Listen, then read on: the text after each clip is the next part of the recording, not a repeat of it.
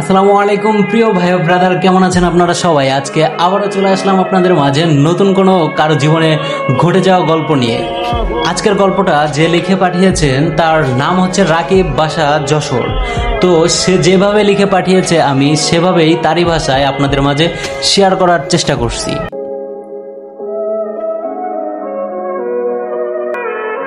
রাকিব আর লিজা প্রেমটা শুরু হয়েছিল খুব সাধারণ এক বন্ধুত্ব থেকে। রাকিব ছিল মধ্যবিত্ত ঘরের ছেলে, স্বপ্ন ভরা চোখে, সৎ আর মেধাবী। আর লিজা ছিল শহরের ধনী পরিবারের একমাত্র মেয়ে। দুজনেই বিশ্ববিদ্যালয়ে পড়াশোনা করত। শুরুতে লিজা বলল, টাকা দিয়ে ভালোবাসা কেনা যায় না রাকিব, তুমি যেমন আছো তেমনই ভালো। কিন্তু ধীরে ধীরে চেহারাটা বদলে যেতে লাগলো।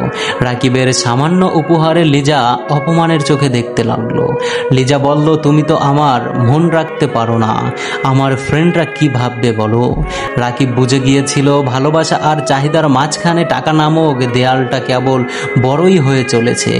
একদিন সে জিজ্ঞেস করলো, লিজা, যদি আমার কোনো টাকা না থাকে তবুও কি তুমি আমার পাশে থাকবে? লিজা একটু চুপ হয়ে গেল। পরে লিজা বলল, ভালোবাসা শুধু আবেগে টেকে না রাকিব, বাস্তবতা বুঝতে শেখো।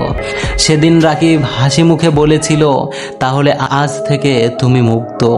কারণ টাকা ছাড়া যদি আমি তোমার আপনই না হই তবে ভালোবাসা আমার নয়।